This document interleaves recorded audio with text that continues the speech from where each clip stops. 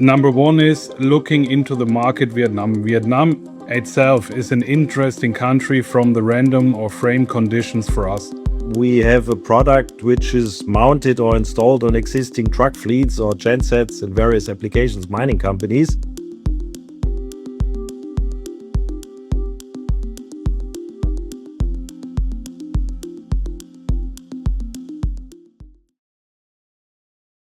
Some companies spend years trying to prove a concept. Others spend years trying to prove their credibility. For dynaCERT, the challenges have been with both. Welcome back to the Market Frontlines. I'm your host, Lyndsay Malchuk. dynaCERT has developed a technology designed to help diesel operators reduce emissions, improve fuel efficiency, and address some of the practical challenges facing industries that continue. To rely on conventional engines is one thing, but like many emerging clean tech companies, the road has not always been straightforward. Investors have questioned timelines, commercialization, adoption rates, and whether the opportunity could ultimately translate into a scalable business. Today, however, the conversation appears to be changing. With a new leadership team, a sharper commercial focus, growing international momentum, and an increasing number of real-world deployments, dynaCERT is entering a period where management is no longer asking the market to believe in a vision.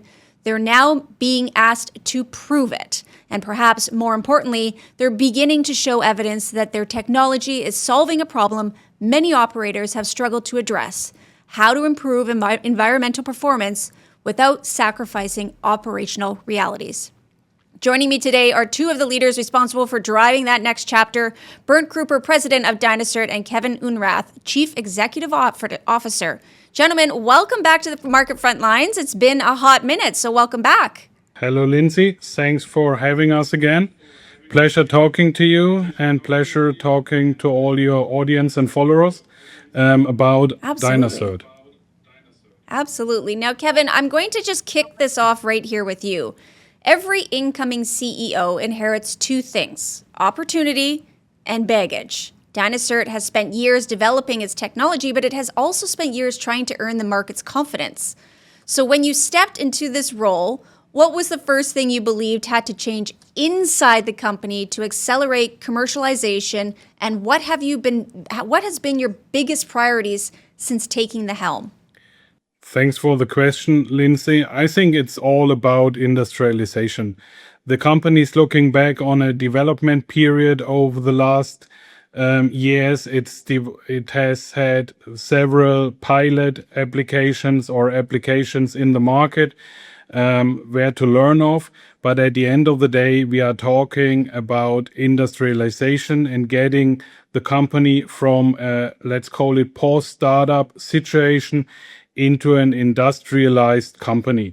And this is the major topics we are focusing on. That's topics of processes, that's topics how to run different departments, and that's preparing also growth of the company in different regions. Fair enough. Absolutely. Now, ultimately, leadership changes, they create expectations, and investors want to know what success actually looks like. So, Bernd, I'm going to pull you into the conversation here. Investors have heard the story. They've seen the technology. They've followed the pilots. 12 months from now, Bernd, what are the measurable outcomes that would allow management to confidently say at this point, dynaCERT has moved beyond proving the technology and into proving the business? Yeah, thanks, Lyndsay. Principally, Kevin and I bring additionally to the table, of course, a lot of experience of international markets, of powertrain, of various OEMs and operators which we approach. And coming back to your question, what do we want to have reached in 12 months? Of course, the further development of our hardware product HydraGEN and the according and corresponding software HydraLytica, which we are working on. It was already good, and it's getting now the more and more superior. And coming to the market, we have some so-called must-win battles. One is Mexico, one is Vietnam, where we are doing quite well. We have already quite a number of pilot installations there. We realize now in Vietnam the first series orders, which means principally being happy with the results out of the pilot, and therefore signing first contracts also to deliver in series. Means growth in volume and, of course, in turnover. Absolutely. Now, one market that continues to attract attention, you mentioned it already, Bernd, it's Vietnam, and it appears to be becoming a very critical part of dynaCERT's international growth strategy. So, Kevin, Vietnam is no longer being viewed as simply another market entry opportunity. Many investors are looking at it as a real-world test of whether dynaCERT can now successfully replicate its commercialization strategy internationally. What are you seeing on the ground today that gives you the confidence Vietnam can become a meaningful revenue contributor? And what milestones, Kevin, should investors be watching for that would signal this market is moving beyond evaluation and into larger scale adoption? Yeah, I think there are various reasons, and I will start, and Bernd can finish on it. Being responsible for the Vietnam side of the strategy. Number one is looking into the market Vietnam. Vietnam itself is an interesting country from the random or frame conditions for us. There are several. It's an upgrowing country. There is a high interest in technology. There is still a fleet of, let's say, not the newest, a little bit older equipment in the market, driven by combustion engines, mainly focused on diesel consumption.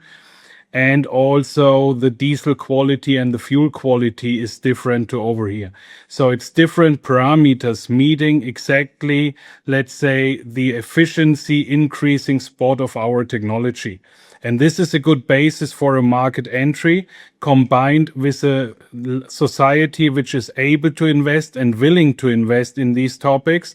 And as Bernd can explain, and with this I will hand over, also governmental, let's say, conditions which are good for us. Well, earlier this week, I know, recently, the company did announce developments that are now public and have generated considerable discussions among shareholders. I'm going to keep it here just a little bit longer with you, Kevin, and then we're going to flip back over to you, Bernd. The announcement was significant enough to warrant the market's attention. The question investors are asking now is simple. I mean, does this development fundamentally change the trajectory of dynaCERT? For sure, it changes the topics we are doing. It's a different market approach that we have seen it before. We are creating installation partners in the country, being able to support our customers we generate in the country. So it's a, let's say, overall covering market entry strategy we are following consequently in that country. And this for sure is having an impact on our strategy and the future success of dynaCERT. So, Bernd, we're going to bring you back into this right now. I mean, you are boots on the ground a lot over there in Vietnam.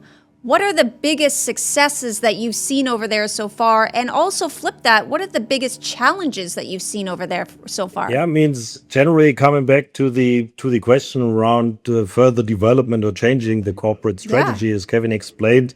One is we have a more serious look on advancing emerging countries like Vietnam, like Mexico, as they have more rigid emission regulations. Everybody knows Mexico City or Ho Chi Minh is a lot of pollution. Therefore, the government changed the regulations, or more rigid regulations, which of course helps. We, with our product, can help the country to develop and to fulfill these requests. That's one. Secondly, as Kevin explained, and as the audience may know, we have a product which is mounted or installed on existing truck fleets or gensets in various applications, mining companies.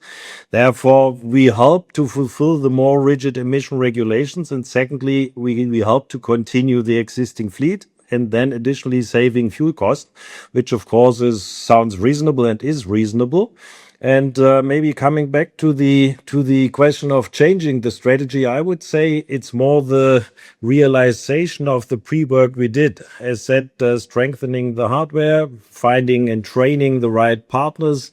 You asked also for the challenges. Of course, Vietnam is from Canada, let's say, on the other side of the globe. Therefore, you don't do everything. You can't be successful only out of Canada. Right. Therefore, it's finding the right partners, which we do on the installation side, on the sales agent side, on the governmental access to explain what we emission-wise are able to do. And then it's teaming up like the soccer FIFA game in these days. It's team sports, means it's combination of local competent partners. It's the backing of Toronto and maybe also of Kevin and myself and the European technology team. And therefore, we can now starting harvesting what we did seed by application engineering, by service training, and by finding the right partners. Bernd, I'm going to hold this here with you. When you look at the next, we'll say 12 to 24 months, what does this announcement unlock that simply just wasn't achievable even 6 months ago? We'll start with Vietnam and then we'll go into the general broader part of that. Yeah, in Vietnam, as globally, of course, we have a lot of opportunities. Means there's a huge fleet, as everybody knows, a huge fleet of ICEs, of diesel engines in various applications. In Vietnam, we spread quite a reasonable 2-digit number of pilot installations, not testing our product, which of course is reliable and working. It's more in the individual application, in the individual trucks to show and give evidence of our promised and agreed KPIs, means measuring the fuel reduction, finding out the emission reduction, and based on that, as we did now or got now, getting first series orders. And by that, of course, we have references now in the market, means word of mouth of, in this case, a truck logistics owner who feeds his own fleet with our equipment, but also multiplies in other logistics companies. And that's, of course, the basis for growing volume. Because the one story is what we do on marketing. The other story is what the guys really feel and can measure every day on the trucks, on the application. And therefore, we will scale up, and it has bigger impacts. The Vietnamese success has already first visibility and pilot drives to Cambodia. We have first requests or discussions with Indonesia. Therefore, Vietnam will become a Southeast Asian hub. That's amazing. Well, let's bring this back to, we're going to bring it back to the shareholders. The AGM gives investors an opportunity to hear directly from management. It also gives management an opportunity to establish expectations and accountability. When shareholders leave this year's AGM, what is the one thing you want them to understand about the company that they may not fully appreciate today? I think what we want to reach also during the AGM and with every day's work of every person involved is clearly showing and stating that we are developing the company as a full. So it's what also was mentioned by Bernd before.